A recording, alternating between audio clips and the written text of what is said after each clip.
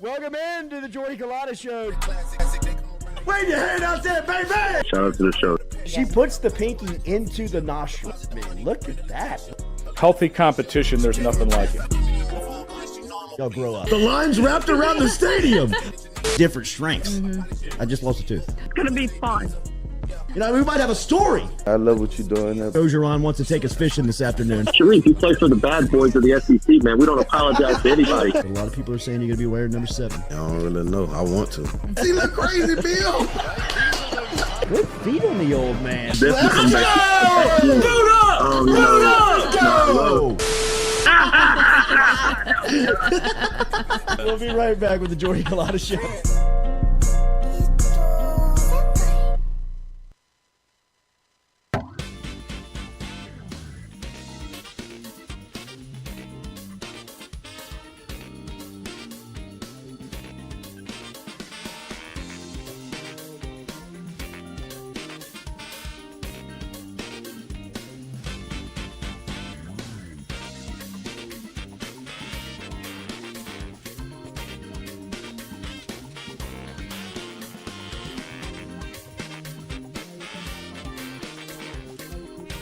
Welcome into the Jordy Culotta Show, driven and powered by Go Chevrolet, live here on this Thursday morning. Remember, hit up Go Chevrolet online at GEAUXChevrolet.com. You can find all the inventory there. You can also shop brand new cars down in LaPlace, Louisiana. If you're looking for used cars over here in Baton Rouge at Go Express Auto Sales. Full house here this morning on the Jordy Culotta Show. The Carpool Queen is here. Blacked out on this Thursday. Whoa! Lloyd is here. Hey, congratulations! Already, yeah. Whoa. Lloyd Joe is Burrow here. was here. Stewie is here. A losing effort last night No. for the Blue Jays. I know. Yes. What happened? Tough one, 7. though.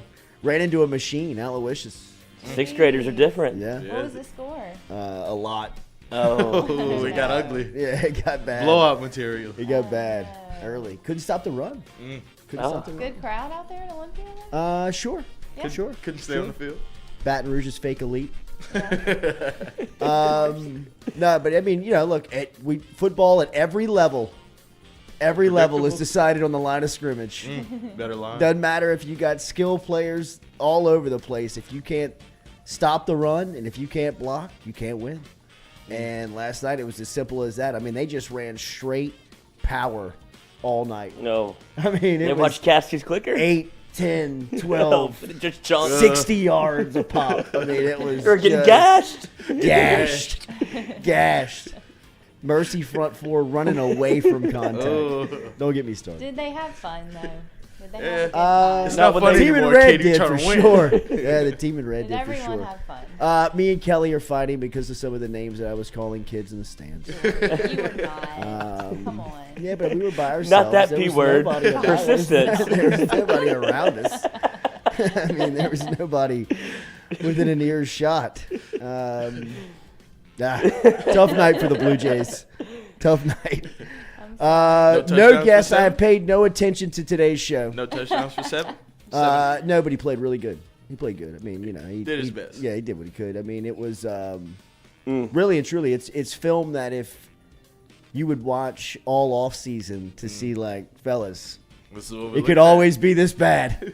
You know what I mean? Like, it could always be this bad. Do you want to get better or not? This is where you want to be, or Right. you be up here? You want to play tennis or you want to play football? Right. You know Golf what I team mean? Like, open all year long. a bunch of you have off-season decisions to make. You can play baseball You know all what I year mean? if you want to. Do you want to run cross country or do you want to play football? You They wanna- both intersect seasons. You know what I mean? Sometimes you Because gotta, with the way that you were running away from contact, it looked as if you were a long-distance runner. Jordy. Yes. Let's Let's move on to LSU, Florida. I wish it imposed its will. Yeah, they did.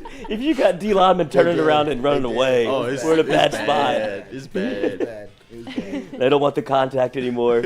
Run it again. Evident very early, too. One of those games where you were like, Oh, no. Ooh, we're we in might be trouble. in for it. This is gonna be a long They night, fumbled boys. on the opening series of the game. If Oh. they don't, We did move on to LSU, So you're Florida. not Right. going to give us a score, though? You're not going to give us a final score? you know what? Like, I don't remember it, but it was 35-8. If I had to Blacked guess. out. If I had to guess. 35-8? I'm hoping that it didn't get to 40. I know it went to 30s. In a sixth grade game, that's like Yeah. that's bad. No, it was and nothing special. I don't Like- think they no rush, no passing touchdowns. Oh, Oh, just I mean, just running straight that. Leonard Fournette down your throat. how good did they feel this morning? Oh my god. You gotta see that 40 times. Oh tonight. my god. Yeah, y'all beat up on the fifth graders. Here comes Oh, the my sixth God, graders. Yeah, no doubt. They had like a tailgate. Power. They had a tailgate under the tent. they were I had to ready. The walk- sixth I- graders? I had to walk past it to get to my car. Oh. Great game tonight. Yeah, leaving early, huh? Yeah, right. Can't wait Good hear to see you. Can't wait to listen tomorrow morning. Yeah. You're talking about Aloysius, huh? Yeah, right. Right. Yeah, well. Tough one. Reset. It'll humble you, man. You Yeah. know, one of those games. That's right. Big old What's slice next? of humble pie. Basketball. Oh, that was the last game. For some of the kids. Some of these kids gotta. Do y'all have more football? Tennis. Yeah. No, they got more games. Okay. They got more games. And potentially, That's what I was getting. you know, if they run the table, which they could do, they could see this team again and, you know, Revenge. Back again. Take two? play the tape. You know what I mean? Because they ain't changing the game plan. No way. They don't need to. Right. I mean, Les They don't need Miles to. is over there. Come on now. Yeah. We gotta No, it was toss down this thing. Les Miles's wet dream. You know what I mean? Boys, we never have to throw it. You know what I mean? Like, Exactly what I thought would just happen. turn and toss dive this thing for 2 hours. They're gonna Never hate see it. those two-man runs. And then you win 35-8. Yeah, He's like, I told you. gets to the post-game presser. Jeez. I knew we drinking didn't have his to water. practice. Yeah, right. Kiss her on the mouth Kiss her on the mouth. if it's a girl. Kiss him on the mouth because Will Campbell is back. That's huge Yeah. news for He's LSU been at football. practice, right? For a Huge. couple of days? I think News. he practiced yesterday or the day before yesterday. Tuesday, Wednesday? Yeah. So he's going to play Saturday. It sounds What like do you it. think? No, I would think that he's playing. I'll take it. If he's on the practice field, that means to me that he's passed all the vital tests to play. Yeah, they said he's cleared all testing, so. So if he's cleared, Dad in the chat. what's that? Our Lady of Mercy can have a good band at least. Tough. Frankie.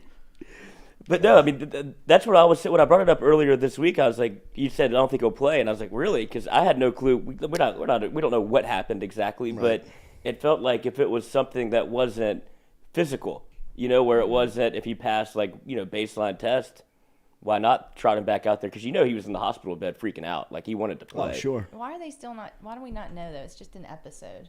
Oh, No other Yeah, protect the details. kids. Yeah, I mean Yeah, it's no. the Can't be telling everybody something happened like Right. that. Well, Lee Van said dehydration might have been part of it. So Go Flow IV. Maybe it wasn't serious at all. well, I think that he was having flu-like symptoms. He was like sick, right? And then probably that on top of it. And then I mean, when he got into the stadium episode was pretty traumatic. Yeah. From what I was told. Yeah, it I mean, sounds like people it. that were in there. I mean, first off, he's 6'7", 300 pounds. You know what I can't mean? imagine that Like falling just to the watching him ground. trip and fall would be Yeah. like, oh my God. Yeah, I mean, will. The watching ground him shakes. having, and I'm not trying to bring light to it, but like watching that size of a human being have a seizure. yeah. especially scary. for athletes. Yeah, You know what I something's mean? going on. Like when you're an athlete, you're like, I'm just like this guy. That is Scary. jarring. You know what I mean? Like that's like a whoa type deal. And especially for the athlete, for Campbell, I mean, that had to be just a very humanizing, humbling moment for him laying in that hospital bed last Friday night. So, I think to get past all the tests and cleared from a health standpoint, I mean, this is who he is. I think this was what he was waiting on. He was waiting on the green light for you to tell him when he could play football again. And some people may not agree with that out there, but when he's medically checked every box, I mean, this is where it was. When we made the comment earlier this week that I didn't think he was going to play, he was still in the hospital. You know what I mean? Like he was still dealing. That was Monday. You know what I mean? Like, Brian Kelly, when he got to his Monday press conference, if you remember, he was stating like they were anticipating him being released within like the next hour or two. So they were still holding him in the hospital and running tests on him. So when that was the case, there was no way he was going to play because it was still hanging in the balance, like what his health was, what the status of his health was. And now that he's passed all those tests, I mean, what's to stop you? Right, like getting back on the field. Now, from the offensive line standpoint, that is fantastic news. You're able to get a piece of the left side of the line, which you lost in 10 hours last week. Campbell goes down on Friday night, and then within the first half of Saturday versus Tennessee, Garrett Dellinger's out with a knee injury that Brian Kelly says he'll miss a couple of weeks before making it back. So the left side of your line was down. You were thinking about, the game plan. If you're Denbrock, you're like, what are we going to do now from the left side? You can't even, not only can you not run over there, can you even like look over there to throw it because can they protect? Now getting Campbell back in this situation obviously is huge news, right? I mean, that is, stabilizing news for the offensive line, and for him to get back into action, it gives you one of your top offensive linemen. Now, Brian Kelly was also speaking yesterday on Jaden Daniels being more aggressive and throwing it into tighter windows. Brian Kelly said there was definitely a step in the right direction. He wants to continue to see improvement this week. He noted that he was trying to take shots and that he was trying to play more aggressive and that there was opportunities there. And he also pointed and highlighted some of the throws that he did make on Saturday. So Which were great. It seems. What's that? Which were great. He made some good throws. I mean, he made some good throws. But I think all in all, what they're what people are asking and what Brian Kelly I think is urging to his quarterback behind the scenes is just consistency. It's just being able to take those shots down the field. And as we were describing last week, and as we were trying to detail what Jaden Daniels needed to look like and needed to be on Saturday for them to compete against LSU, the more you watched them against the Volunteers, the more it became evident that it's probably unfair to ask someone to change so polarizingly like we expect Daniels to do in just a week's notice, right? I think that when you watch Daniels play, it's evident that the speed of the game is still a little fast for him in the sense of when he drops back and all of the chaos is happening in front of his face. I noticed that too. Not that he doesn't know what he's looking at. It's just happening very fast. Doesn't it give y'all anxiety when I see him drop back and I'm like, throw it? Like, I'm like, what are you waiting? It's like he waits till the last minute. That's the only thing I'll say his last minute is very quick. Yeah. You know what I mean? Like he gets to the first wide receiver and he sees that if it's something that he doesn't like, his next instinct is just to run it. Mm-hmm. And I think, what his coaches, what Joe Sloan and what Brian Kelly are urging him to do is to progress, is to kind of get 1, 2, 3. But it's also hard to do that behind a sixth combination of an offensive line that's starting in front of you. That has its effect on not only the mentality of the quarterback, but obviously what's happening there. I mean, things are breaking down physically in front of him, and not only is he a little gun shy because he's been hit already, he's been under pressure. That's when you start to get sacked. That's when you start to make mistakes. So, I think that that's why you can't put it all on Daniels. That's why I don't. It's unfair to me to say you got to sit the quarterback. Well, if you sit the quarterback, Nussmeier's going to deal with the same type of situations. Mm-hmm. He's going to deal with the same types of issues that are plaguing the offense with Daniels as quarterback, right? And in all honesty, I think that Daniels in that scenario still gives you the best chance to win because he's more mobile. Because if stuff is going to break down, at least he gives you a shot to get positive yardage with picking up his feet. Now, his decision-making's got to improve. I think Caskey and Rohan broke down the play that we were referencing earlier this week with Kayshawn early in the game where he's one-on-one and he's running a post and he's wide open. I mean, he's wide open. If you hadn't seen it, check out Caskey's clicker. We were talking about it this morning on WAFB. Somebody told me there's a long tiger droppings thread on it. I think people are just starting to recognize that it's a really in-depth, real look at at the game. I mean, Caskey is breaking it down at a very microscopic level to give you the ideas behind why and what they're doing, and he's also letting you see kind of where things are breaking down. I was talking to Daniel Newman about that yesterday when we were there, and he listens to us on a podcast while he's working out. And I was like, "Oh, but you're missing the Caskey clicker. How does that translate?" And he was like, "Oh, I'll go back and watch that because it's so good." Yeah, you gotta watch that. You have to. That's it not is. a podcast listen because you gotta know what's going on. Yeah, we're a video platform first, so that's why we do it on there. Yeah, get your videos right. Yeah.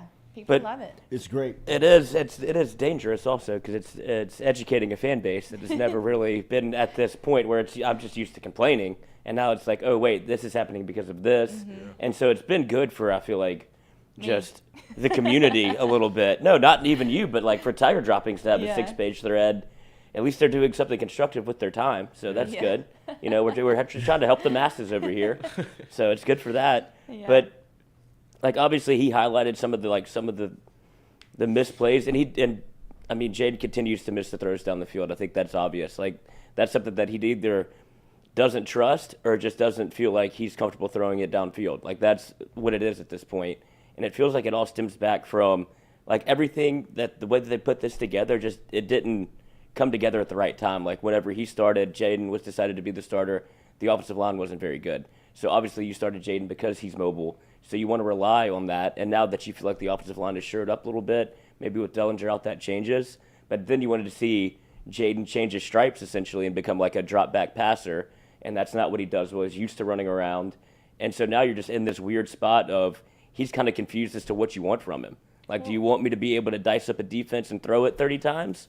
Or do you want me to throw it 22 times and we're running the ball and I'm taking 10 carries and then it's not pretty, but LSU wins? I think that's the balance. I really do. I think the balance of finding stability for LSU's offense is quick, easy tempo throws that gets one-on-one matchups with playmakers, and you're doing a combination of things when you're running this style of play. You're building the confidence of the quarterback first and foremost, and you're also engaging these playmakers, which, look, people are saying these guys got to catch the ball. They got to I understand all of that, but football is a game of flow. Football is a game of it has to be in rhythm, and you have to find that rhythm, and the earlier you can find that, the more consistent you can play longer into the game with flow. And that's what you're ultimately trying to build, especially on offense. And everything LSU looks like they're trying to do on offense feels very clunky. It feels hard to do. It feels difficult to do easy things. Even the Kayshawn fourth down play that when you go back, I still can't believe that they didn't rule that a first down. Like when he dives for the ball. But I mean, like, that's an easy play. If you go back and watch it, the offensive lineman he comes out of his stance a little quick. He catches Kayshawn as Kayshawn's trying to come out of the motion and go into his route, knocks him down on the ground. Kayshawn has to hop back up. I mean, that's a simple play. They've probably run that hundreds of times on the practice field. They have repped that many a times where it has looked very clean. They get to the game and it looks clunky. You know, it's just these rhythms that you're trying to find on offense are very they're difficult for LSU to kind of pinpoint at this moment. But to me, if you were to ask Jaden Daniels to not, you don't have to put this emphasis of pushing, driving the ball down the field, right? Like just get him into some rhythm throws early on, which will open up the defense to allow that to happen. And when the time is right, just a lot like they called it last week when Kelly kind of, lost his cool, one-on-one. What else do you want? Throw the effing ball. I mean, that was it was only a two-man route, right? I mean, like it's a very pointed, like, yo, Jaden, you don't have that many options. Come out of that play fake, man, and just throw it. Just throw it. I mean, I'd imagine that was some of the teaching points this week in trying to push the ball down the field. It's not this emphasis of let's come out in the first drive and take shots. Come out in the first drive and establish some type of rhythm. Like these little half rolls, like the route that they just ran, that route that they ran to Kayshawn on fourth down. That's an early game, easy throw where you're getting Kayshawn the ball. Jaden Daniels is getting some confidence because he's seeing a guy catch it. I think that's all about building the rhythm of this offense. But is part of the problem that they keep changing up the offense? I mean, I feel like Brian Kelly kind of laughed about it when he said it was like the sixth different lineup. I mean, how does that affect the quarterback? Well, that's the offensive line. I mean, the offensive line is the sixth different combination they've used on the line as starters, and that definitely goes into how you run your offense, what your play calling is. And what I'm saying goes into not hiding them, but not exposing them, right? Like if you're asking Daniels to step in a shotgun, catch the snap, go through one progression, two progression, three progression. That's putting a lot of pressure on that new offensive line up there to hold up, protect. I mean, that's 1,001, 1,002, 1,003, 1,000. Rather than asking them to stand up there and dance with some of these, high-powered athletes, just tell Jaden Daniels to catch that snap and get rid of it. You know what I mean? Like, just half a click block. Okay, cool. Like that's easier to do for the new starting left guard, whoever that's going to be this week since Dellinger went down. Right? Like, I mean, whoever the new face, and then mid-second quarter, you got your feet, you got some rhythm to you. Now you call one of those deeper, progressive shots that you're trying to take that, you keep missing on or he won't pull the trigger on, right? Well, maybe he'll feel more comfortable after 6 or 7 receptions in the first quarter and a half. That's, 8, 10, 4, 6 yards away from the line of scrimmage. Doesn't have to be 15, 20, 25 yards down the field. And then when the defense starts to press up on that to try to take that stuff away, well, then run somebody behind him and just pop it over the top and see what happens. I mean, look, by no means am I some offensive coordinator. By no means do I believe that I could call plays for Jaden Daniels and LSU. But I do believe that it can be easier than what it has looked like. When you're talking about you have a certain skill set that's not going to change. We're expecting Jaden Daniels to change when that's unfair for expectation to say, hey, man, you got to play like this even though this is who you are. Like, well, I don't – this is who I am.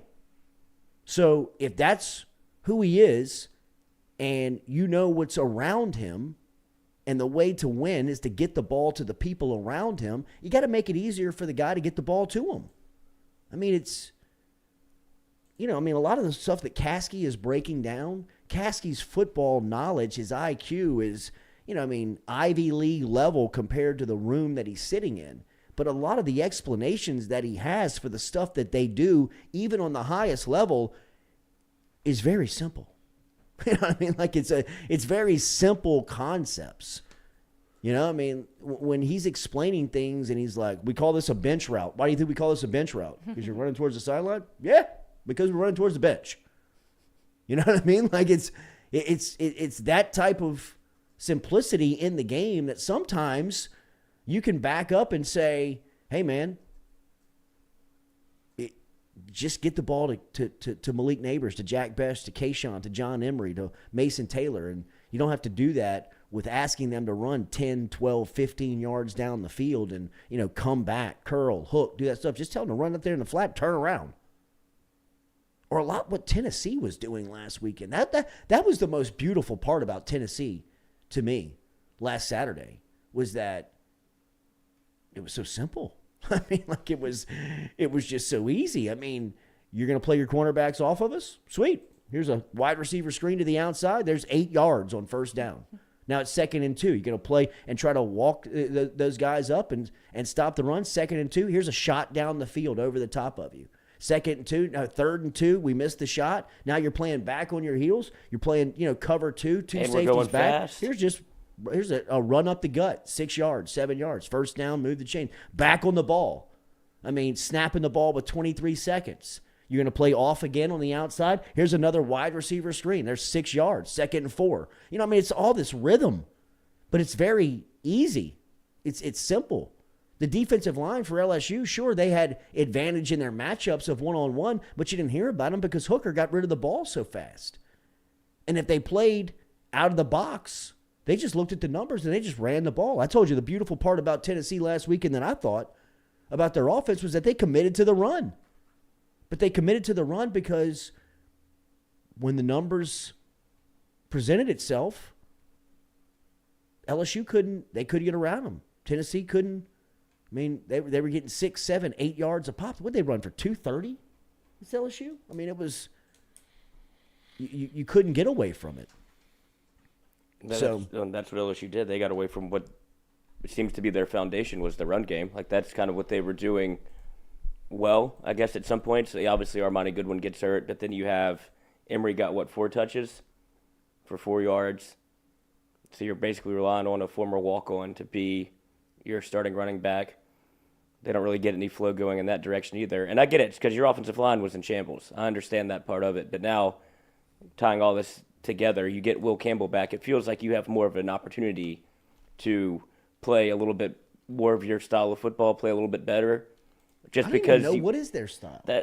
That's what I'm trying to figure out too. Like, I mean, still trying to figure. What do they want to run? Like, I'm being serious. I'm not being a smartass. I can't what Yeah, no one knows if you were like, hey man, you got here's 3, a piece of shit. Let's throw it against the wall. Did that stick? No. Here's you got another. 3 downs to pick up a first down. Give me your 3 best plays every down. What would you run? I mean, I don't know what they would run. I mean, they would. Pete's had a better first 15. Oh yeah, Pete's first 15 was. Or they were pristine. He's dicing you up. Then after that, I don't know what happened. Yeah, but that's what we just needed him to scheme the whole game. Just work on your offense. But, like, I don't think LSU really has, it doesn't feel like they have, a first 15 strategy. A lot of the reason that, you see teams run first 15, they script their first 15 play calls, it's not their 15 best.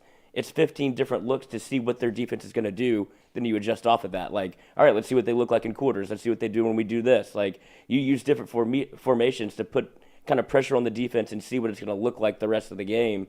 And LSU, it doesn't feel like does that. They're trying so hard just to not go 3 and out. And then they go 3 and out. Yeah. And they go for it on 4th down. His 15 best plays. That's what he's doing. Denbrock? Yes. Yeah, his first play is his best play. But LSU never hits it. And then it's just back to 2nd and 10. Yeah, I mean, offense is so much easier just playing in front of the chains. I mean, I remember hearing that term a long time ago, being like, huh? Staying on schedule. Yeah, just 1st and 10, 2nd and 6, 3rd and 2, 1st and 10, 2nd and 4. You know what I mean? It's just picking up positive yardage and playing in front of the chains every time. That way your offensive play caller's play sheet doesn't look like you see the play caller flipping through the sheets like they're in trouble. You know, like looking for something that's not there. I don't see anything on here that'll work. You know, I mean, Jimbo. it's Jimbo. you're flipping the card and Time turning out. the card over and flipping the pages is just that's a bad sign. Yeah. And when you're playing behind the chains, like LSU plays a lot behind the chains. You know, that's what I'm saying. Everything feels so difficult. Everything's like, you know, like you're walking in mud. So You labored. know what I mean? Just like, damn, come on, man. Let's go. Let's go. Let's go. Why can't we sprint? Why can't we run? You know, it's just because it's still, I think, you know, in my opinion, going into the Florida game, which is what, the 7th game of the season, you don't have an identity. You still don't know really what you do well. You know, like, I think you know kind of who you are, you know your personnel, but you don't realize, you don't really know what you can count on. You know, in a big moment where you got to have a big play. You know, I mean, that 4th and 5 last week that Kayshawn picked up, you know, but that should be an easy play. You should know, like, I mean, look, this is a bang. We need 5 yards. Bang, call this. That's what I like. To your point, if it's a play that they think that they're going to get a 4th down on, it's something that's in a very specific part of the play sheet. Like these are our gotta have it plays that we know we've repped and we've run, and I know I have the utmost confidence calling this play on 4th down that LSU's going to be able to get it. And to the credit of Denbrock, he was right, but you got to run it the right way. Like, and that's when it comes to how many times did you rep it, and then when it comes into game scenario versus practice scenario. In practice, that probably never happened once. You're not going. You're barely going live. You're going up against air. You don't have an Emory Jones that's a freshman. Maybe I get out of my set a little bit too far back just once, or Kayshawn doesn't see me coming back. And that's just ultimately what like unraveled the play was he clipped his ankle, he falls down, defense is able to adjust and see him get up and still almost get the 1st down. But if you just hit that thing clean, 1st down, keep the chains moving, LSU's in the game. Yeah, no doubt. I mean, play in front of the chains. Play in front of the chains. Remember, Daily, we are brought to you by Edward Jones. Good to see our friend Daniel Newman yesterday over in Central. If you're looking for financial advice, stop in and see him and Tori today in the office, located on Market Square Drive, right there across from Stabs in Central. Daniel can help you out with your financial advice. Daniel.Newman at edwardjones.com. Daniel.Newman at edwardjones.com. Edward Jones can get you straight today on investment strategy. He can also help you out with your 401k. Remember, he's got great experience within the industrial industry. If you work within the plants down here in South Louisiana, wherever you're listening, you can get in touch with Daniel. He's got great experience there. Daniel.Newman at edwardjones.com. Daniel.Newman at edwardjones.com. Central's finest, located out there at Market Square Drive across from Stabs. Stop in and see him today. Daniel.Newman at edwardjones.com if you want to email over and get in touch with him. So LSU Florida going into Saturday is going to obviously be a big road test for LSU, and this Billy Napier storyline with Brian Kelly. This will be the first year that these two square off. Is this a big deal or is this no big deal with these two and kind of watching the way that they play out at each respective school? Obviously, you won't be able to make your mind up and truly judge the hirings until year 3. Yeah, Year I think three's probably that's the number I feel like we've all decided fair. on. Mhm. Well, That's and fair. if you're an LSU fan, it's not judge Brian Kelly based off what Billy Napier's done. It's year 3, LSU should be in national title contention. So if that's the standard that Billy Napier has to play to by year 3, I feel like Brian Kelly would probably be the right choice at 3 years in the future. But that's just trying to read the tea leaves a little, because Les Miles did it in 3 years, like we said. Edo did it in 3 years. Saban did it in 3 years. Brian Kelly, if he's not that's when he should be worried. If he hasn't rebuilt this thing in 3 years, then that's when you start talking to the Billy Napier, talking what's going on at Florida. They're getting Florida athletes with Corey Raymond, and it's like, whoa, did LSU kind of not see the forest for the trees? Well, I think that they're still hanging in the balance of waiting to see how this thing plays out between both Napier and Kelly, and who can build the most stable program the fastest. Because both of them came in, I think, with the exact same pitch from their respective schools. I think LSU is looking for, obviously, they're looking for stability and consistency in winning, right? The roller coaster ride of, 4 national championship game appearances in the last 20 years and 3 rings has been a hell of a ride. But if it could be a little bit more consistent of a trip. Yeah, you're going to the theme park blind. Right. I mean, no more 2020s and 2021s, right? More 2019s. Right, where you're in the college football playoff, not necessarily the season and the awards. I know that or was 2018s, a once in a lifetime type deal. Right, absolutely. And that's what they're looking to set. With Brian Kelly, is just the standard of winning at a consistent rate. I think when you look at Billy Napier, he almost feels like Brian Kelly 20 years ago. I mean, if you think about where Napier has been, he's been on incredible staffs where he's got experience with Clemson, Alabama, was at Arizona State as a associate head coach, came to Lafayette and built a winner in a place that, like Lafayette, I don't know if what he did will ever be done again. No. I love Delahousse. He's a great dude, really good coach. But, look at some of the I think they lost their 4th in a row. They won last night. Huh? They won last night. They won last night. They started, but they had lost 4 in a row going into last night. Was that their first win?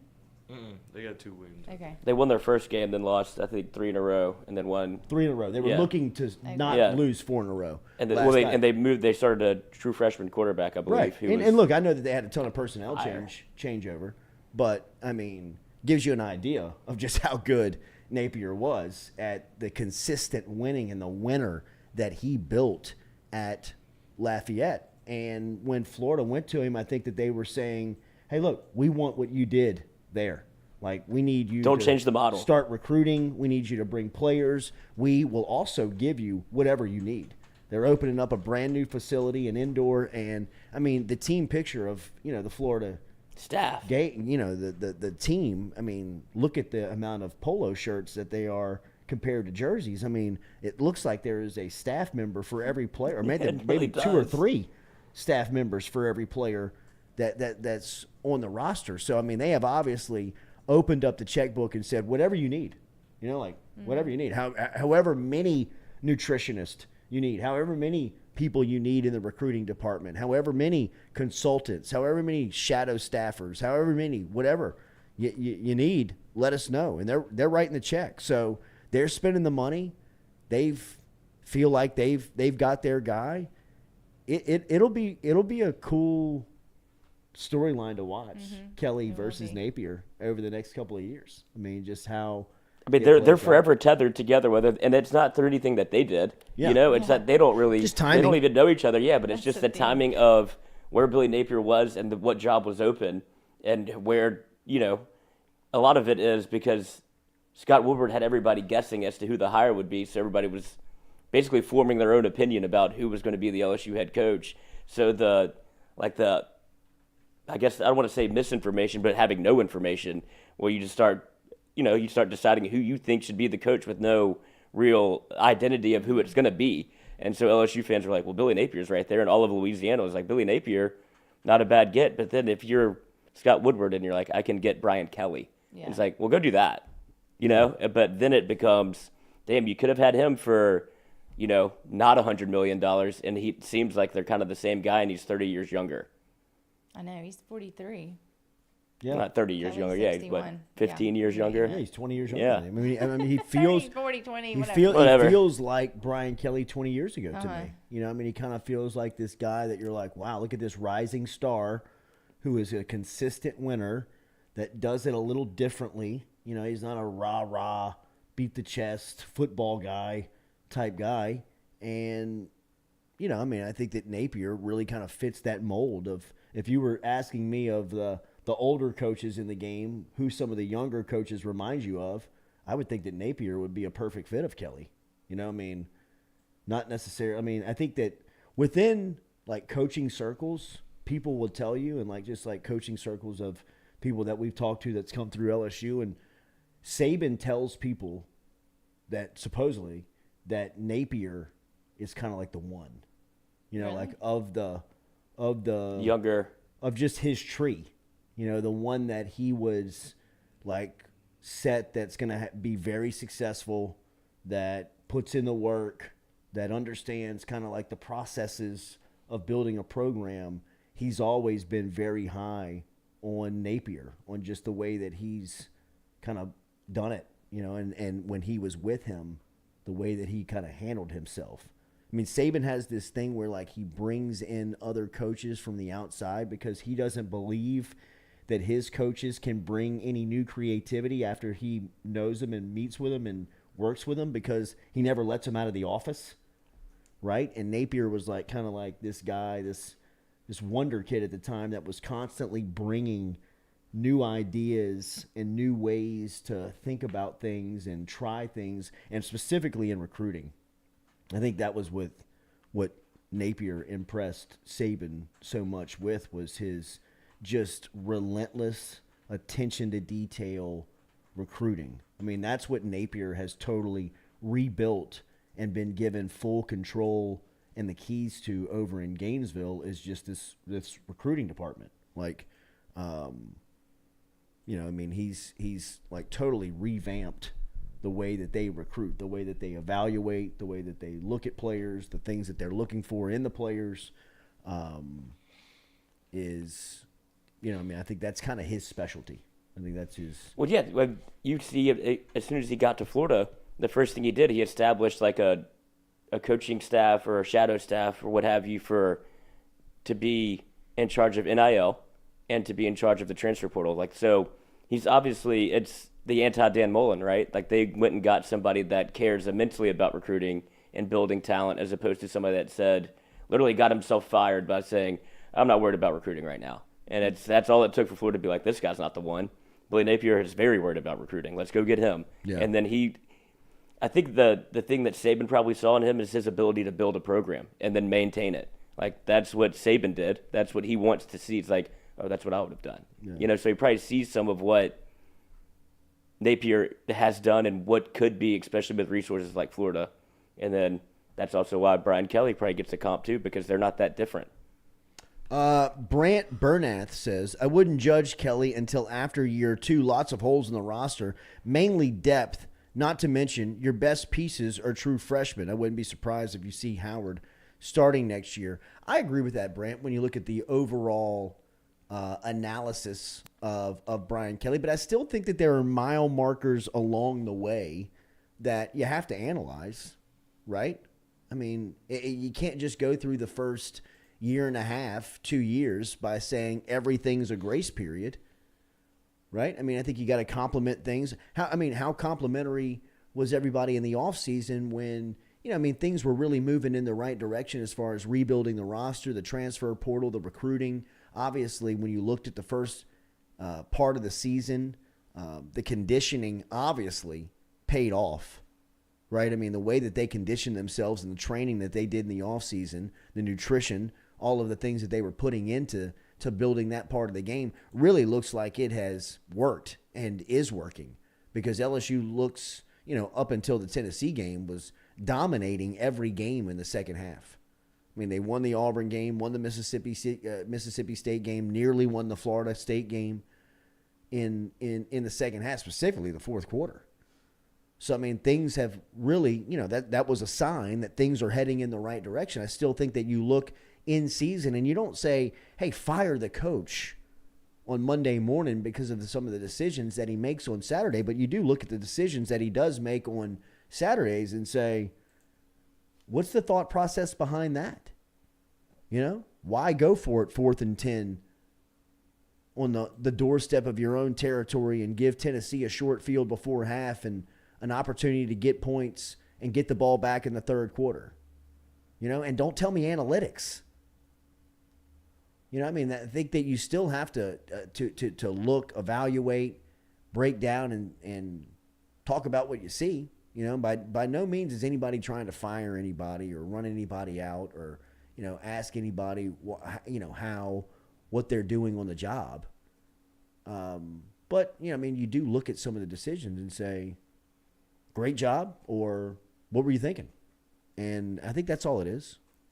Florida was way more competitive against Tennessee than LSU was. Does that Very worry y'all much at so. all? Wasn't it like 38, Very much 36 so. or I mean, something the like that? Florida most, and LSU aren't that different. Like the the most way alarming part about the way that what I Florida mean. handled Tennessee is the way that Anthony Richardson played. I mean, the way that he threw the ball around. I mean, that was the thing about Tennessee's defense is that LSU had so many opportunities for a guy like Richardson. He was very similar to Jaden Daniels. I mean, he wasn't setting the world on fire from throwing the ball, but he had shown that he could, right? But he was more comfortable running it and was a kind of a dual threat guy.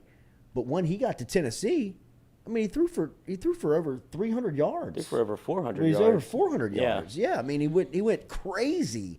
So, I mean, you were looking at it like, hey, Jaden Daniels, man, I mean, if you're looking for a get-right game, there's no better game there's no better team in college football that could be coming into Tiger Stadium than Tennessee last Saturday. They're going to give you opportunities. They just didn't take advantage of that. So, I mean, I don't know I don't know the comparative, the comparison on why it would be relevant going into this game, but it does give you just the thought that he can make those plays. I'm not putting too much stock into it. Into Anthony Richardson?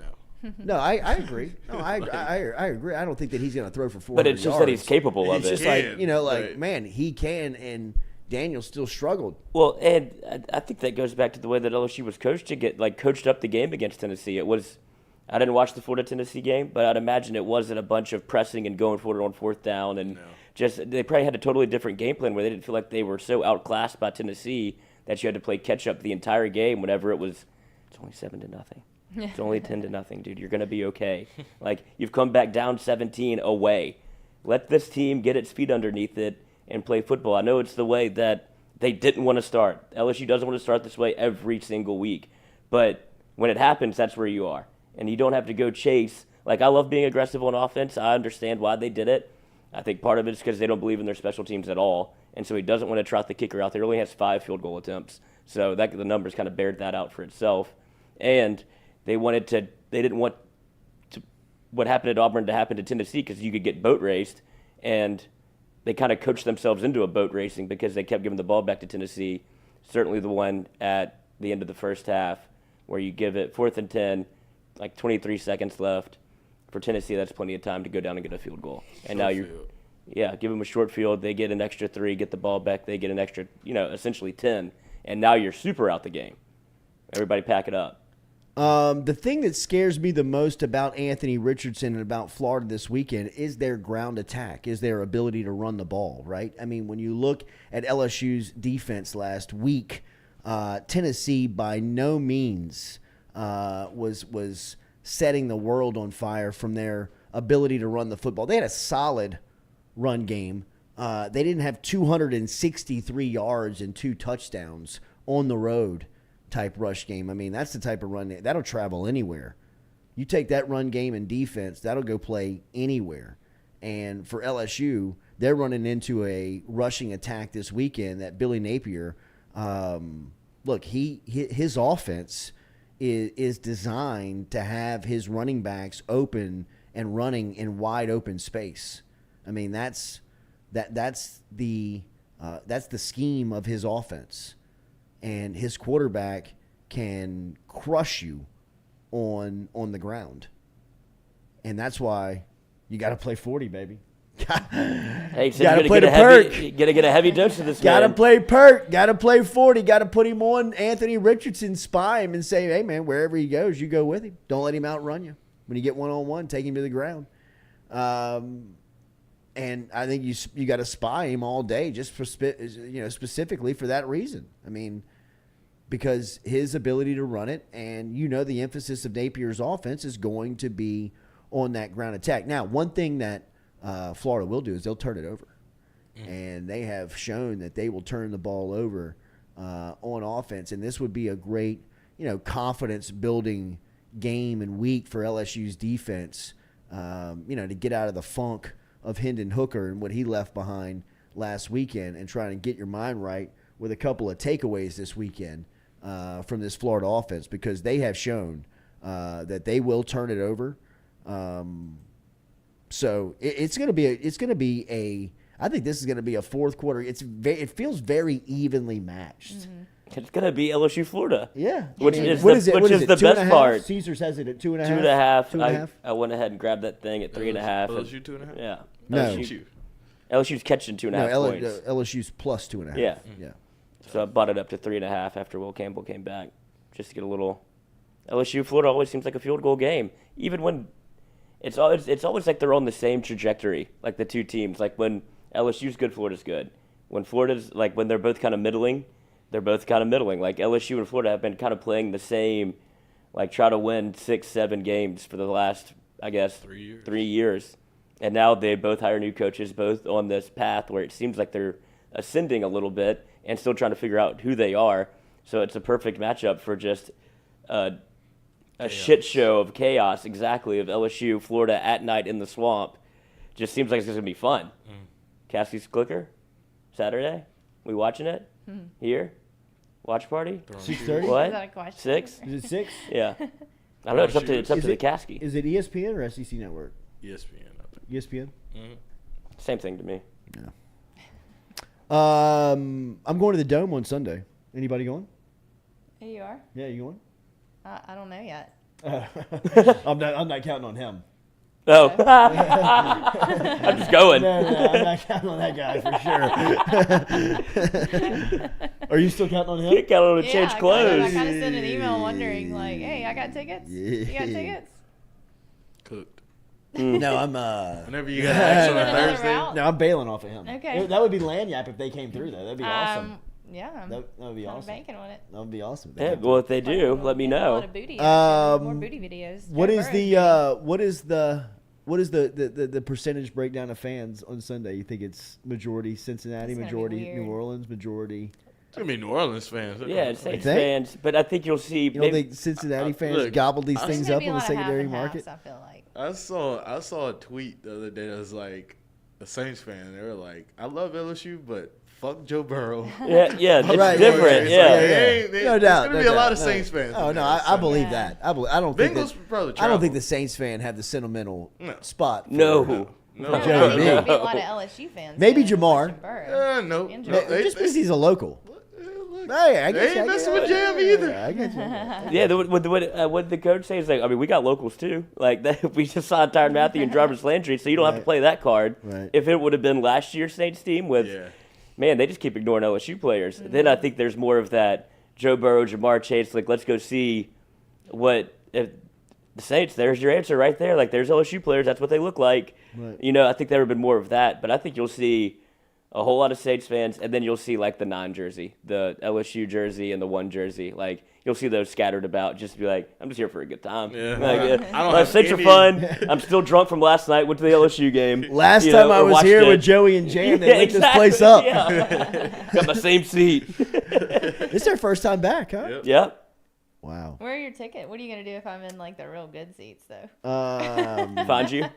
That would be an incredible win by you just because of the guy that we're betting on. Yeah. But I'm going with Kelly got tickets with her family, which supposedly phenomenal tickets through her mom's work, which I can imagine is great tickets Is will that be Blue in the Cross? suite. Yes, I've sat in this. Yes. I've sat in Yes. those seats. They are. So I mean, we will. I didn't want to name drop, but yes, we will be. Sorry. Feels like we'll be. They get good feels like we'll tickets. have the headset on. Yeah, it feels like we'll be calling the plays. They get good. Hey, Pelicans DA! tickets, too. Yeah. They get good Pelicans tickets too. Sweet. Thank Call you. the Thanks for fade the ball knowledge. to Jarvis. My business Call partner said we the could fade get ball to Pelicans. Jarvis. Speaking of Pelicans tickets, Zion twisted his ankle last night. Looked brutal. Oh, shit. Looked brutal. I mean, he went in for a It drive. takes Ron. He went in Ron for a drive. okay? You might be able to pull this film up. I mean, he pancaked the ankle. Like, I mean, he Oh. turned it on its side. Touch God. Yeah, and I mean, like his ankle touched, but he did get up and walk away under his own power. The only thing that scares me about Zion is that they treat him like glass. Mm-hmm. You know what I mean? Like they're so. Oh, that's not terrible. No, it's not. He got up walks and away, walked. but that, like I said, the Was he? thing that scares me is how they treat him. Right? Like I mean, like he blows his nose, he misses 6 weeks. And I don't think it's because of him. No. I'm not knocking Zion. I'm not knocking Zion's toughness. I think that, that was the rub between the Pelicans and Zion for so long was the way that they were managing him. And I think the reason why the Pelicans got why, Zion got his own doctor. Can you bring that up? Can we play it on the show? Saying he won't miss any time from it, though. I hope not. Like, he'll be back by the start of the regular season. But he rolls it. Yeah, it's rolled. I mean, that's Typical basketball roll, That's 260 pounds. Oh, he kept playing. Yeah. No, he didn't. No, he didn't go back in, but he walks off under his own power. And he's got a little bounce to him when he walks off. I mean, you forget, he's 22, bro. He kept playing. It happened 22 years old. You're like 9 minutes. rubber. Yeah, 9 minutes and 30 seconds left in the second quarter. He played. He looks great. Ooh. He looks phenomenal, though. I mean, like, physically. Yeah, he does. He looks. See, I mean, like, he's good. He's There he is. good. He's Don't still overthink playing. this, Griff. Look at it. It goes just flat down. Yeah, but he'll be all right. The new Zions are sick. Yeah, they are. They're lighter, thank God. They were very, like, clubby. Oh, like the last LeBrons? ones. Yeah, they're, like, heavy. Yeah, Yeah, LeBron LeBrons shoes are. like They're too super heavy. LeBrons are made for LeBron and LeBron only. Like, nobody wants these heavy ass shoes on my feet, bro. I'm just trying to get a couple buckets and foul somebody. I'm not trying to dunk. Like, let me move. Get a couple buckets and foul somebody. Very loyal of you. Yeah. I'm tired. Lloyd, get in there. Yeah. Foul. How many I got? We 5 or 6. But I think the Dome's going to be awesome on Sunday. It will I be. think it's going to be awesome on Sunday. It's unfortunate that this fell for an LSU away game because this is your chance to I know. get the boys back in town. I know. You could have had Burrow and That would have been Burrow awesome. and Chase back in Tiger Stadium for once, because it feels like it's got to align like that to where they're already coming in town. Yeah. Because they would have came in last year. No, I mean, like, For the Auburn game. somebody called me the other day from one of the organizations, one of the fundraising organizations here, and they were asking if they could get with Joe in town. They said, "You think if I gave you a Bengals jersey, you could get Joe to sign it?" I was like, Who Bro. do you think I am? I said, first off, yes. Who do you think I am? Like I'm not. Like I don't have Burrow on speed dial and asking to like personalize a jersey for me because it's game week and he's in New Orleans. Second of all, Burrow is like Brady. Like you can't just like text this guy and be like, "Hey man, can we pick up a couple of signed jerseys from you this week?" Like you can't. He's like next level filtered. Like I talked to his dad, Jimmy. Jimmy doesn't talk to Joey. He doesn't. He's like when I like I used to ask Jimmy that type of stuff. Like when these organizations and like fundraisers would like call and be like, "Hey, can we get a signed Joe helmet?" You know, and I'm like, I mean, I don't know, man. I guess I'll ask Jimmy Burrow. You know, and you know, Jimmy's so polite, so nice, so gentle. You know, I mean, or he comes across like that. Yeah, I mean, he like the does. football guys would be like, "Ha, Oh yeah. that guy is Satan, bro." I mean, like, I'd be chopping up Joe Burrow film when he was in the 5th grade. I mean, he's got the switch. He can definitely flip it. But I mean, you talk to him in that setting. I mean, he is as sweet of a man as you'll ever meet. And he's like, I don't know, Jordy. He's like, Joe really doesn't talk to us.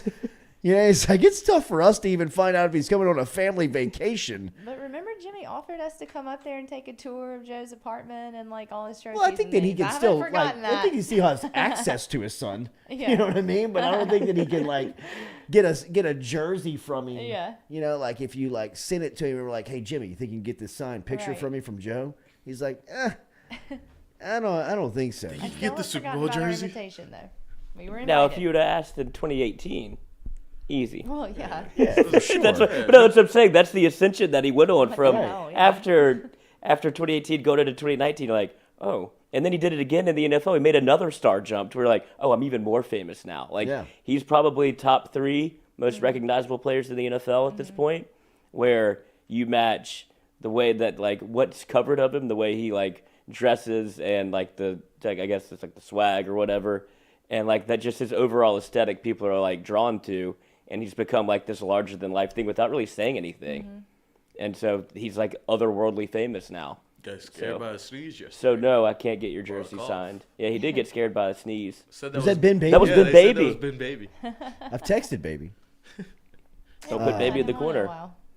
He said, Baby he up to? responded to it on Twitter. He's like, oh, you can't even sneeze without going viral. It's like, bro, that was not a sneeze. That was a. That was a hack. I don't know what that was. Burrow had fear in his eyes for the first time in his life. He's like, what is that? What's going on over there? Always a little weary of the loud sneezer. Oh, of You anything. can cover that up, can't I think you? that too. I think it annoys me to know. Is that a when- little look at me? Absolutely. when you just sneeze, you like The big scream sneeze your guy? sneeze out, Yeah. I mean, like, and it's so loud, it's so like, jarring. Yeah, I I hate don't that. think it needed to be like that. And is it right? like that Hate every that. time, or is it only when there's other people in the room? Like if Exactly. you're How do you sneezing know? in your bed, Is it when a is tree it like falls? a big exactly? So it's probably a little bit like, oh, I have to sneeze. Let me play it up. I Like, hate it. I hate it It too. makes Let me me show wanna punch everybody you I in the gotta face sneeze. when I you sneeze agree. that loud. I agree. There's no need for it. I agree. I think that's like hawking at the table. Oh, Yeah. You know what I mean? People that like do the Ogeron at the table. Yeah. Like, Yes. forget it. it's just where's your decorum? Like, Eat mine. yeah. Or the plate share where they just go over and take a little something off your plate. Without It's asking. like, yeah. Just stab I can. before You know what? I can deal with that Oh, guy. that's you do it. Yeah, I'm the I guy. can deal with that guy more than I can deal with the others. I'm not excusing that guy. No, but it's, You know, that it's a guy's still a silent prick. move. You know what I Yeah. mean? But I mean, that looks good. Yeah. You know what I mean? You done? Right. I don't even have my fork out yet. You gonna eat that bite? The first one? A lot of crunch in there. Just lost my tooth. But yeah, you got to be a little weary of the loud sneezer. Yeah. I think. Agreed. Put it on the poll, Sorry to Stewie. all the loud sneezers out there. but Trust the they're loud annoying. sneezer? Yes or no? I mean, they know that they're a loud sneezer, right? Or Yeah. they Yes. have no clue. Absolutely. I wonder if they look forward to it. I think because it Almost probably as if feels like I good. got one coming. Well, it is a bit like an I mean, orgasm. Burrow's Yeah, in the it middle feels of good. a Press conference. press conference. I mean, we can't go like nose to elbow on this thing. Just kind of. I mean, we'll play the Yeah. audio because it might be a cough. If it's a cough, Yeah, that's I different don't- than. I think I it need was to a hear cough. it. I need to hear it. I don't think I've heard it. I still think you can cover a hack. I mean, it I don't depends think if that this you have man's. to hack yeah. in public. I I mean, just- I get the cougher. Stewie, you had a terrible cough earlier this He week. did, and you get the. We all get the. You know, He kept telling me I was sick, and I was like, I mean, you felt, sounded you sounded like ass. pre-dead. I felt a little bad like last week, but I feel better now. It's just the cough is just still there. I was listening back to an interview, and you had your mic open. And Yeah, it sounded he did. like Satan was speaking to us. I think it was Monday or It was Tuesday. like- Jesus, Stewie. Good God, Stewie, check your lifestyle, bro. It was a long weekend. LSU lost. If it was a cough, it's more forgiving. Absolutely. Yeah. I'm putting it to the doc. We're going to hear it. 68% of the votes already in do not trust the loud sneezer. I agree. Because I do feel like you can control it. I agree. don't I mean, I believe think that that you all can't sneezes control are it. controllable. Absolutely. You Because can. I am a mouse sneezer. Me too. too. Like, And people, it freaks people out too. you're like, what was that? I was like, I sneezed. I just held. No it. way. Yeah. Like, here comes another one. If I, Like, damn. because I don't want. I'm terrified of the outpour. Yeah. no Like doubt. of now, I've got Yeah. like shit coming out my nose, and I don't know. It's like I just Yeah, fucking you're gonna spray explode, stuff just out. sneezed, and so I give it the hold and the mental ability to be able to like stop yourself from sneezing. Some of these tricks work. Like if you hold your finger under your Yeah. nose, like if you catch it in time, Yeah. Really? it You works. can stop it. And you can make yourself sneeze, which The was first time I ever heard a girl fart Oh no! was in grade school when she sneezed. We were like third or fourth It grade. was a And then it shark. was like every time she sneezed, people were like, Do it. Oh, Are you gonna do both this time?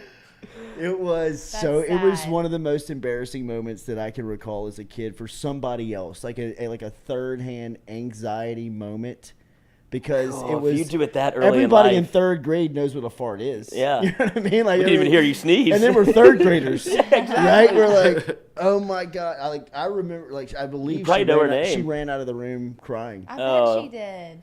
That would be Yeah. horribly embarrassing. It was- Especially at that age, Oh, the worst age. because now The she's. worst age. Yeah. Because it's you like, still remember it. Oh How my long God. ago was That's what- that? Oh my god! Is she out there? Girls listening? fart too. Yeah. You know what I mean? It was like, oh my god! Like me Teacher. and my buddies were so freaked out. Like we were like, bro, did you hear Libby sneeze? I know. And And I went to school with a girl who Smelled had terrible. that disorder where once she sneezed, she couldn't stop. So it would go on for like Oh, That minutes. aggravates Like, solid she's minutes. faking it. She's the absolute Like, no, zero. it We wasn't would've- like once we would've she told did her it she was once, we were faking like, it. oh, The God. machine gun sneezer, I got She would no have to time just for go it. out Leave in the hallway. room, She please. would have to. 'Cause Please, it was thank you. one after another until Get I the don't know hell when outta it would here. calm down. She's but it faking was it. awful. She's I don't faking think she it, was. for She would sure. like cry. Like it was very embarrassing. I Well, could I see tell you. Jordy Middle dating school. somebody, and then they start doing that, and he would give you one look and be like, "This I'm is out, over. bro. Like I'm not putting up with It this was for like a real disorder type thing. Check, It was, please. It was Yeah, a situation. mental weakness." It was sad.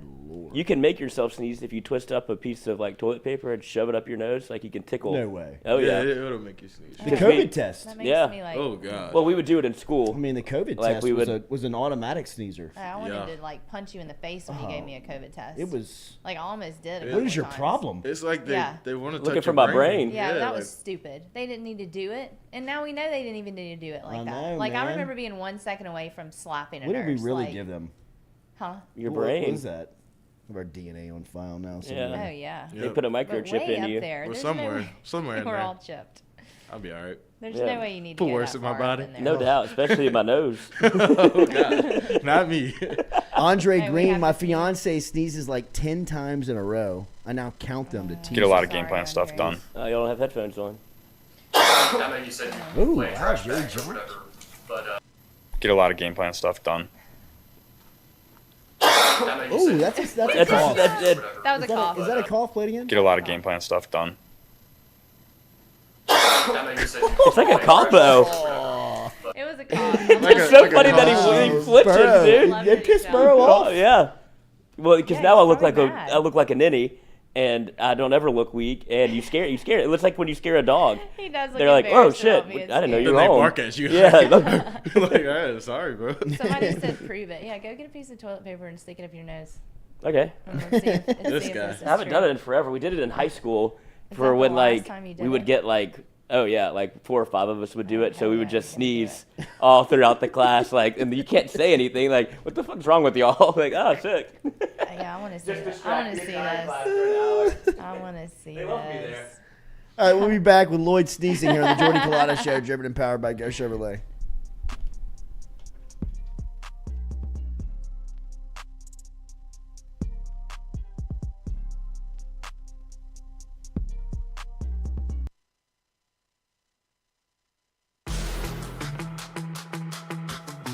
Donaldsonville Glass and Body, the trusted name in frame, body, and automotive paint repair since 1977. They have served their customers for over 45 years. You can find them online at dgbauto.com or stop in and see them Railroad Avenue and Division Street out in Donaldsonville, Louisiana. Look, they can help you with your insurance claims. They can make the repair process as stress-free as possible. I'm speaking from experience here. I've got numerous windshields, body repair, all done by Kenny and the crew over at Donaldsonville Glass and Body. They are, without question, the most well-equipped shop in the area. Stop in and see them today. Shop them online, dgbauto.com, or stop in and see the crew over in Division Street in Donaldsonville, Louisiana. Donaldsonville Glass and Body.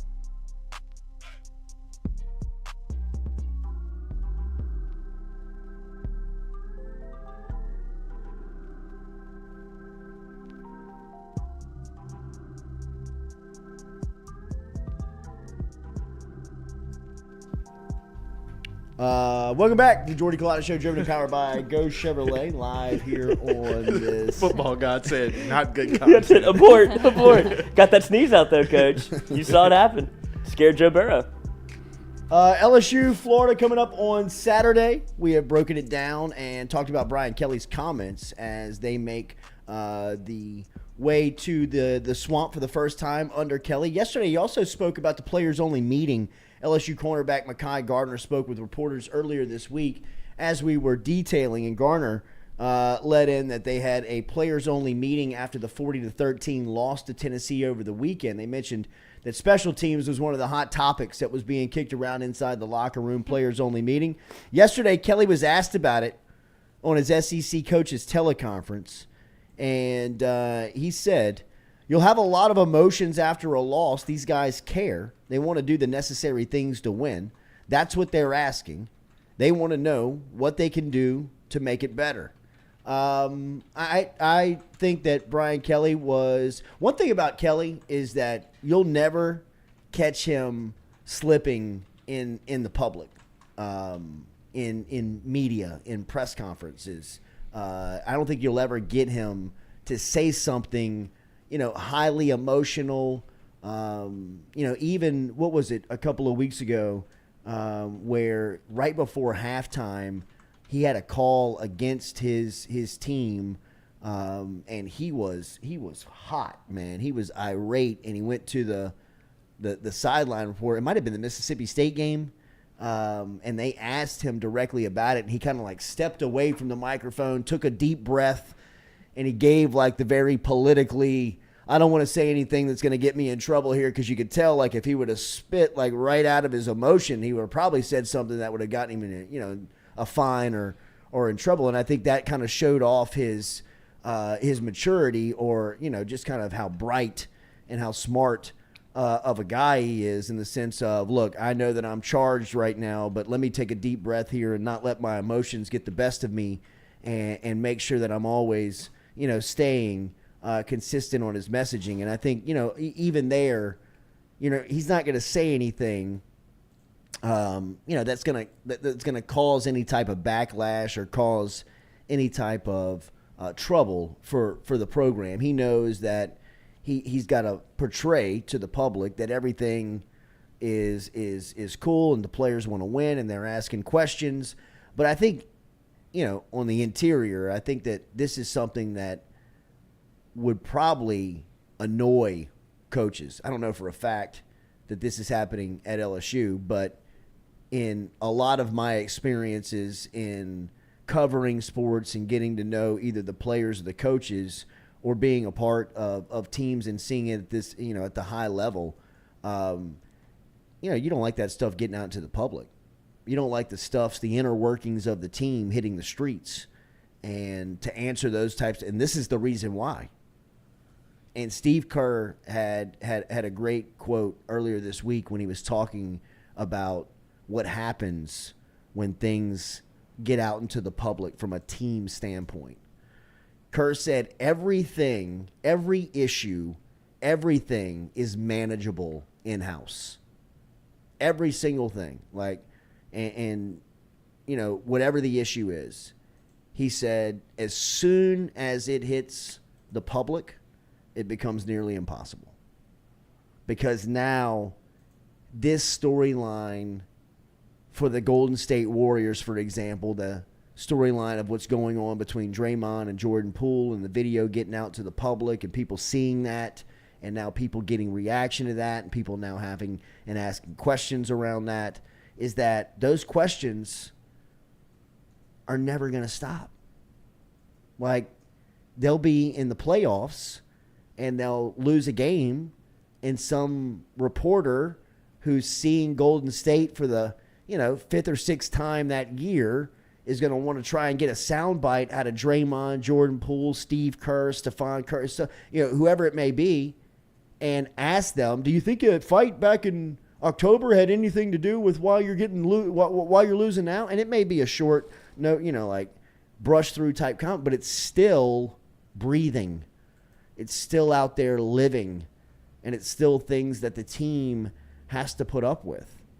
And not to say by any means that this is the level of that, but I think, Kelly's answer kind of goes into the fact of, look, all that stuff is going to be handled internally from the team's aspect and not be, asking or telling the public, what's going on with not only players-only meetings, but the topics of the players-only meetings, right? I mean, in back-to-back weeks, you heard specific breakdowns from players meeting outside of the coaches' offices or, without the coaches and, what they were meeting about. It's great for us. It's great for the fans. It's great for everybody to talk about. But from the team's aspect and from the program's aspect, you don't want that stuff in the streets. You don't want that stuff being talked about. If there's anything positive to take away from it, at least they know what their deficiencies are as a team, so they're not ignorant to the fact that hey boys, our special teams aren't good. At least they're not walking around ignorant and blind to the fact that that's why it could be costing them football games. Same thing goes for the LSU offense. At least they're trying to address it and get better. That's better than anything that happened under the Miles era, where it was just is he hearing anything that anybody's saying about him? Is he not concerned about fixing the offense and losing his job? Because it doesn't seem like he is. He wasn't. This is at least, look, I don't know if we trust the coaches. Obviously, we're having a players-only meeting. There's a reason for that. They don't want him in there, at least for this conversation that we're about to have. And so they're going to try to fix it on their own. And you heard Bramblett say, we just got to get some guys to buy in. I don't know if that's buy into what you have to do on special teams, the actual running down the field, or what's being taught and preached in the special teams room. Those are two different conversations. But we had Danny McCray on last night, and he talked about what you have to, the mentality of being on special teams is somebody that you can't half-step it. You either want to be out there or you don't. And he's talking about from the player side of when he ran on special teams, he made a 6-year career out of playing special teams in the NFL. He's I knew that I wasn't one of the guys that was going to be on defense every single snap, but the guys that were on defense every single snap still wanted to be out there. Kelvin Shepard wanted to run down on kick. Yeah. We had all of those guys that when it comes down to it, they want to be able to make a play to help the team win. And he goes, I saw that. I saw special teams as my avenue to go make a play. I'm going to be on the field for 20 seconds, but I'm going to go as hard as I can for 20 seconds because it's my only shot. And LSU needs some of that, it feels like. I don't know if it comes from your starters, but it's got to come from somewhere.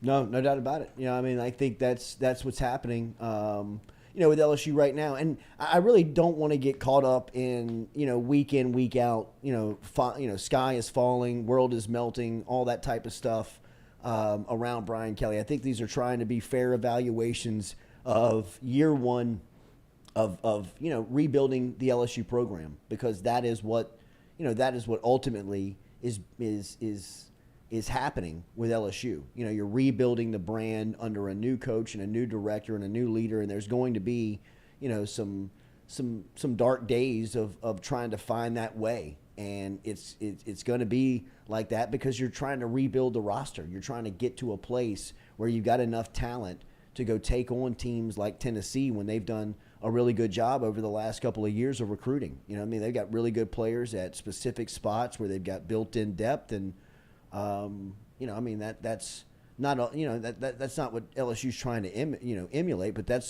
they still got to get to that point. They still got to get to that growth, that part of the growth where Tennessee is now, where they got to get these guys in. The future definitely looks bright for LSU. We've talked so many times about it in the sense of the freshman class and just how talented and obviously how much they're influencing and playing. Do you still, when you look at the schedule, LSU's 4-2 right now?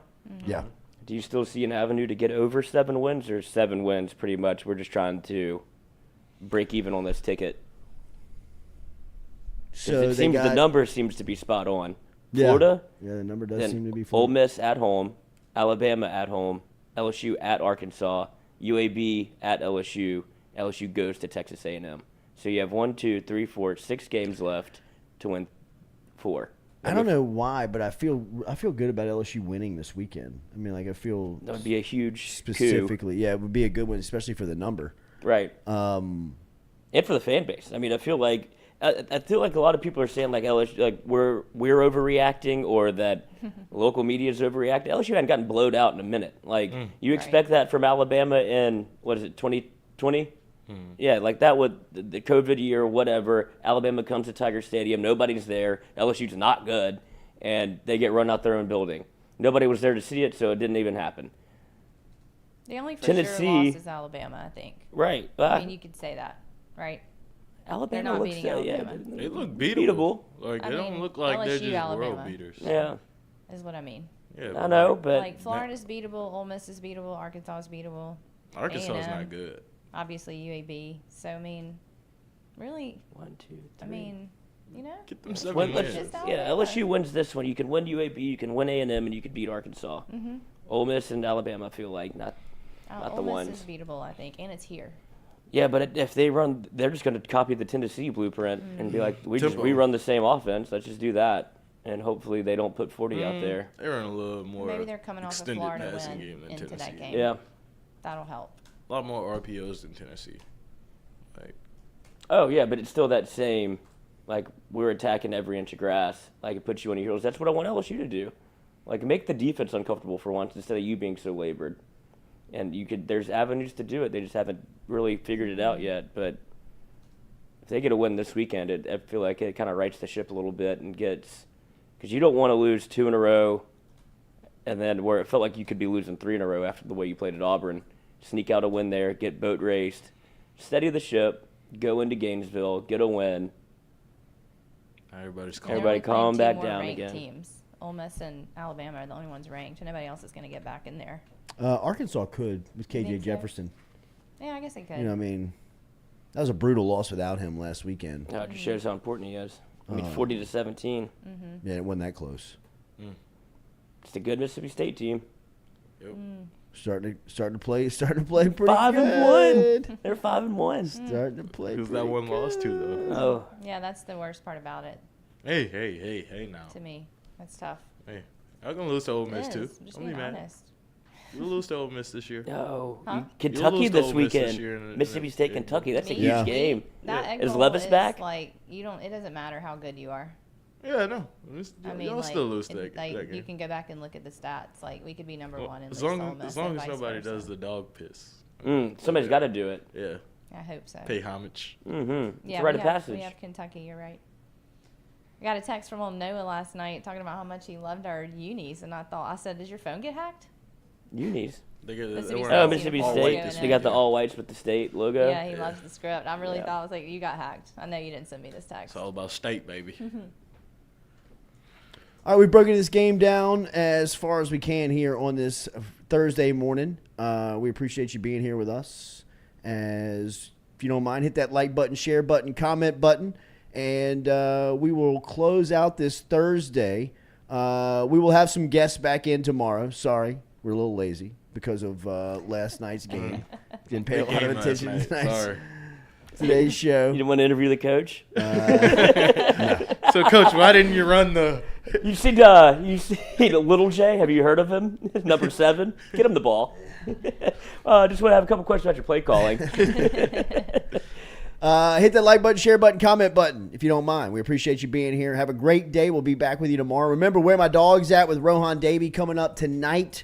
Special shout out to our friends over at Bayou Carlin Oyster Company with the Shuck. Remember, if you use the promo code Jordy online at BayouCarlinOysterCo.com, you receive 20% off of any of your online orders that you scoop up over there at Bayou Carlin Oyster Company. So they're shipping like dry ice type shipping, right? Yes. Straight to you.